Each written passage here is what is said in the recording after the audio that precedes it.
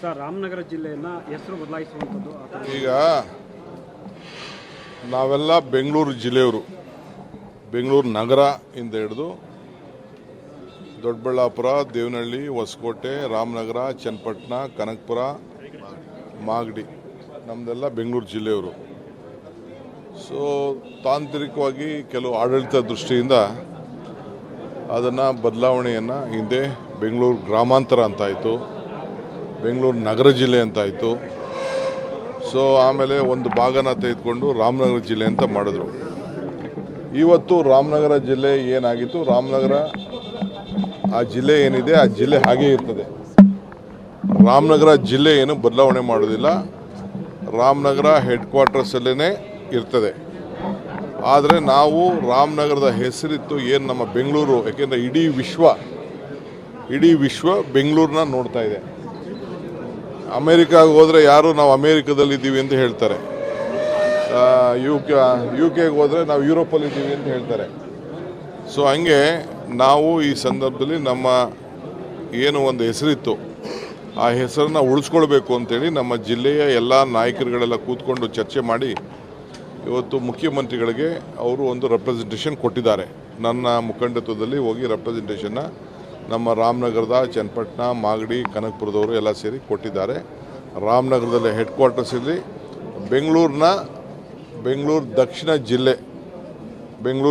ಜಿಲ್ಲೆ ಮಾಡಬೇಕು ಅಂತ ಹೇಳಿದ್ದಾರೆ. ಯಾಕೆಂದರೆ ಮುಂದಕ್ಕೆ ಬೆಂಗಳೂರು ದಕ್ಷಿಣ ಜಿಲ್ಲೆ ಅಂತ ಅದು ಬೆಳೆದ್ರೆ ಮುಂದಕ್ಕೆ ಅದು ಮಾಗಡಿಗೆ, ಚನ್ನಪಟ್ಟಣಕ್ಕೆ, ರಾಮನಗರಕ್ಕೆ, ಕನಕಪುರಕ್ಕೆಲ್ಲ ಅನುಕೂಲ ಆಗ್ತದೆ. ಆಮೇಲೆ ಮುಂದಕ್ಕೆ ಮೈಸೂರವರೆಗೂ ಕೂಡ ಬೆಳೀಲಿಕ್ಕೆ ಬೇಕಾದಷ್ಟು ಇಂಡಸ್ಟ್ರೀಸು, ಅಭಿವೃದ್ಧಿ, ಅವರ ಆಸ್ತಿ ಮೌಲ್ಯಗಳು ಎಲ್ಲ ಜಾಸ್ತಿ ಆಗಲಿಕ್ಕೆ ಎಲ್ಲ ಅನುಕೂಲ ಆಗ್ತದೆ.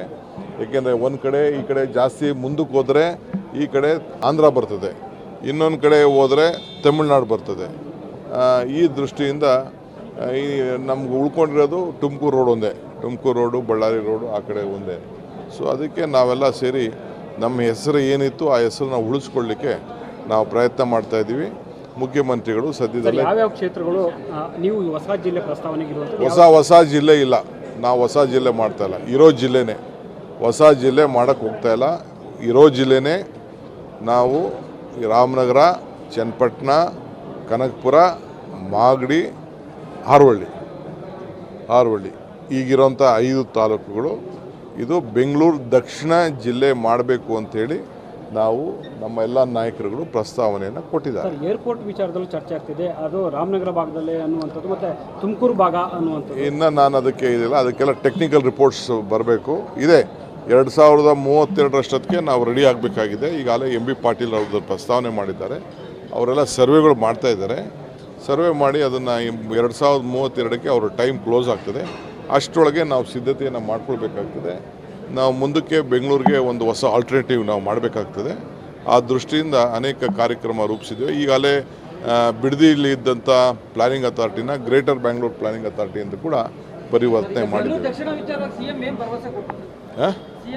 ಕ್ಯಾಬಿನೆಟ್ಗೆ ಇಡ್ತಾರೆ, ಕ್ಯಾಬಿನೆಟಲ್ಲಿ ನಾವು ಚರ್ಚೆ ಮಾಡ್ತೀವಿ.